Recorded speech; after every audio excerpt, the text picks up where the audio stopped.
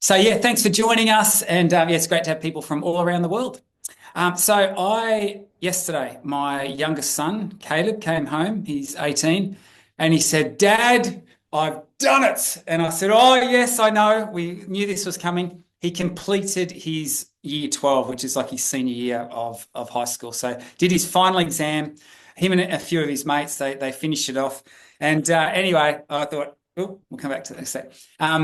I said, "Oh, good on you." And it made me start to think about going back to that same stage that he's at the moment. So I actually run like a youth group on the weekends, and Caleb's in there with quite a few of his mates, and they're all finishing up as well. And I look at them and I think, wow, I just remember. I don't know if you can remember being back at that time, but I found some photos of me from those periods going back some time now. But here is a picture of me in my senior year. Yeah, everyone, I can see someone leaning in and scanning the horizon. So this is me up here. I don't know if you can see where my cursor is, second from the right, up the back there. And there's a bigger photo of my smiling face. And of course, I haven't changed a bit in oh man, how many years is it now? I don't want to even do the maths on that. But so anyway, I was looking at this and it just took me back. And I remembered my senior year experience. So I went to a school. You can see the little placard there down the bottom. It says Warragul Tech School, Warragul Technical School. So for those who are not familiar with the Australian school system or what it was like back in the 80s, we actually had these two types of schools. There were like high schools. If you wanted to do something academic, you went to one of those. And if you wanted to do something more trade orientated, like then you went to these technical schools. Now, my father, he's an electrician, so we call him a Sparky. And if you wanted to become an electrician or a tradesperson, typically you go to these technical schools. So I went to a tech school. However, what I will tell you is that these tech schools tended to attract, how do I put this politely? Well, I don't probably have to be polite because I was one of them.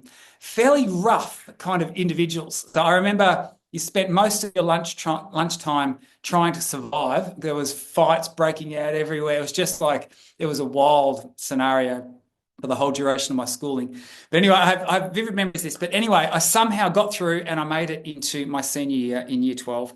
And then I had this really amazing experience with my English teacher that always has stand out to me because this lady actually changed the trajectory of my life.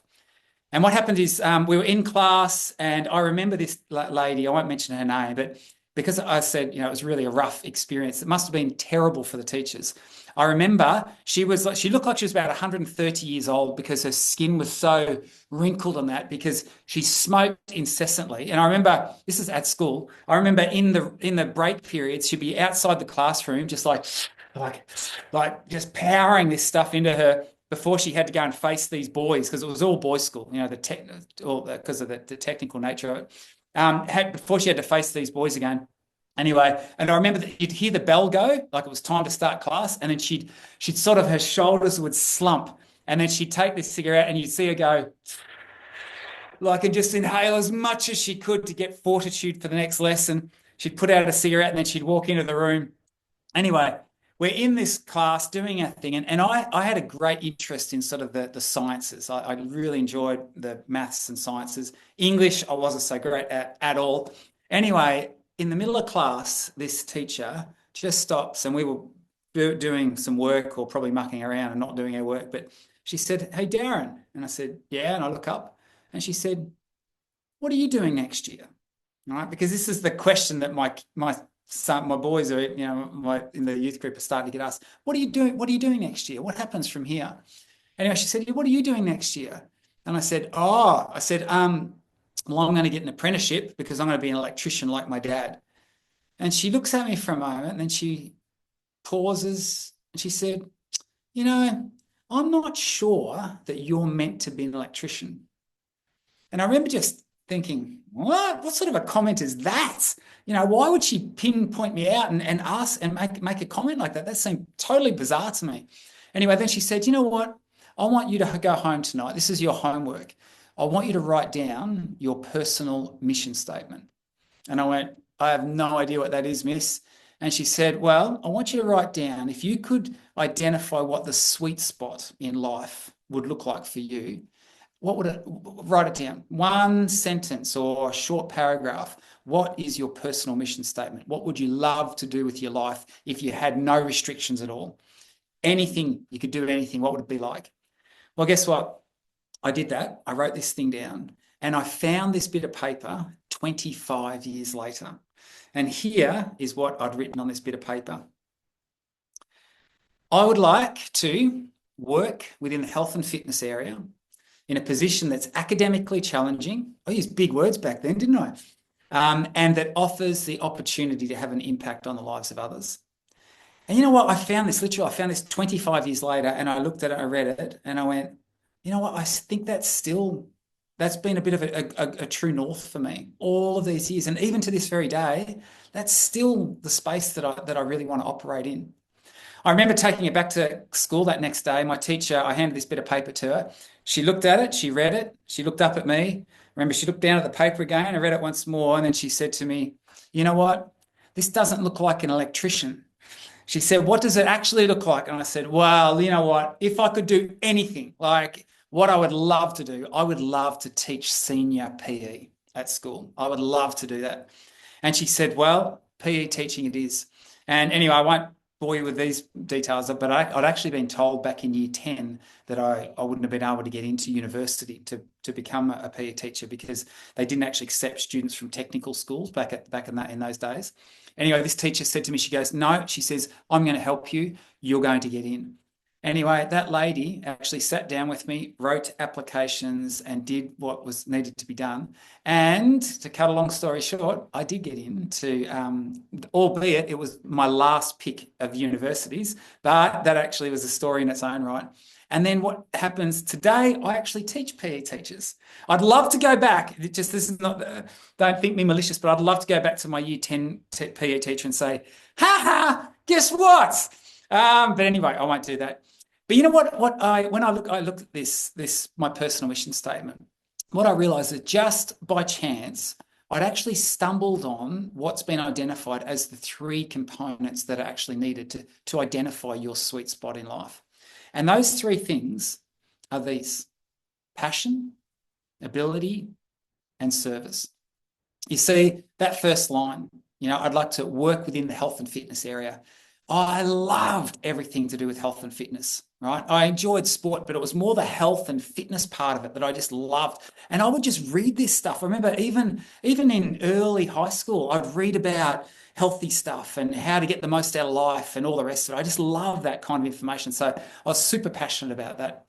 In a position that's academically challenging, I actually did enjoy, particularly in the math science areas, I love that sort of academically challenging part. And I was pretty good at that, right? So I had abilities in that area. And then somehow I'd stumbled on this idea, even from an early age, that, you know what, that stuff is designed to actually make some sort of difference in the world, to impact the lives of other people. And so my personal mission statement, I actually realized that, you know, and here's a better graphic of it, but I'd stumbled on these 3 components of what's identified as the sweet spot in life. I really like this graphic. It's in lesson 9 of the Lift Project, but I love this idea of, if you want to find where your life really sings, it's the intersection of those 3 things. What you love, you know, what you're passionate about, what you're good at, your abilities, and what serves the world in some way, what makes a difference, what makes some sort of impact in the world. And so my question to you is, where's your sweet spot? You know, what does that look like for you? And I asked this question to my son, to his mates. You know, what does the sweet spot look like for you? You know, dream big in this place, but how could you arrive at what that might look like? And so questions are a really good way to come up with great answers. And so maybe you could ask yourself these questions, you know, in terms of that passion point. What do you just genuinely love to do? You know, what is it that naturally captivates your interest and attention?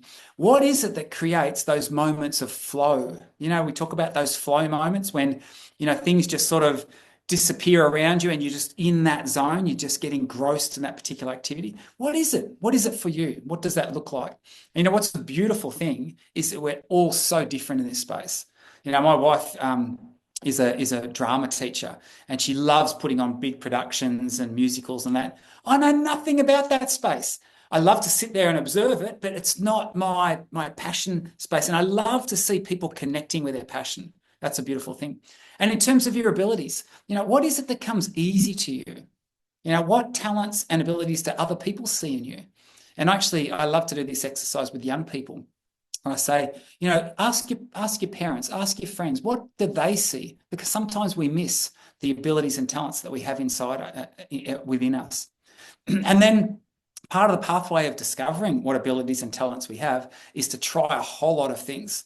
And you know what? I actually think there's real value in actually just really experimenting and trialing with all of these different things. And the great learning that comes from that probably the best learning that comes from that is not what you're good at, but what you're not so good at, because you know what to say no to and what to start to actually steer your efforts and energies towards. In schools, I talk with career advisors who are advising kids on, trying to figure out what their career paths might be. And I often they ask these questions, what do you love to do? What are you good at?